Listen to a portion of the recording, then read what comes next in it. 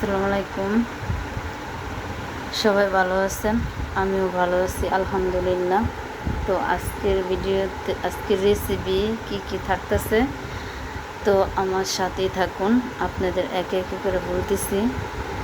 তো আমি একটা ইউটিউব চ্যানেল খুলছি, ঠিক আছে? যদি আমার ভিডিও ভালো লাগে লাইক কমেন্ট শেয়ার সাবস্ক্রাইব করে দিবেন।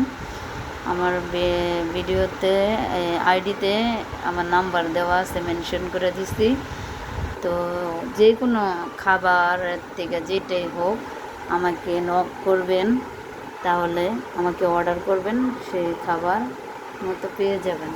এই ধরেন পুডিং, কেক, রসমালাই, যা যা মানে আমি যেটুকু পরিমাণ পারি সেটাই আপনাদের সাথে শেয়ার করলাম। তো আজকের ভিডিওতে দেখতেছেন এখানে নিচে আমি গরুর চবড়ি, এটা মানে খাওয়ার কুরবানি ছিল, তো বাই করছি অনেক দিন পরে।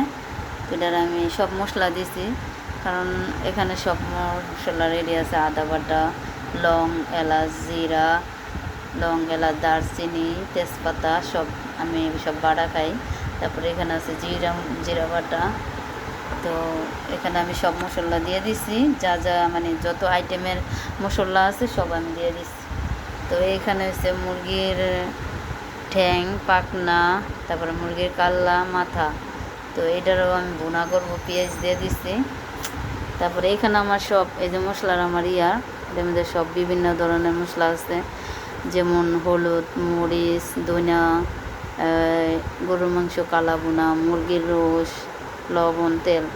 তো এখানে দেখতে পাচ্ছেন কচু শাক, এটা আমাদের যে গ্রামে হয় কালা কচু কয়রারে, ঠিক আছে? তো এই যে নিচে ইলিশ মাছ দিয়ে কচু শাক দিয়ে রান্না করব, আর এটা দিয়ে এটা বোনা করব, আর এটা রান্না করব, ঠিক আছে?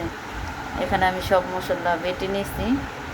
আপনারাও আমার রেসিপি দেখে এইভাবে করে খাইতে পারেন, তো ভালো লাগবে।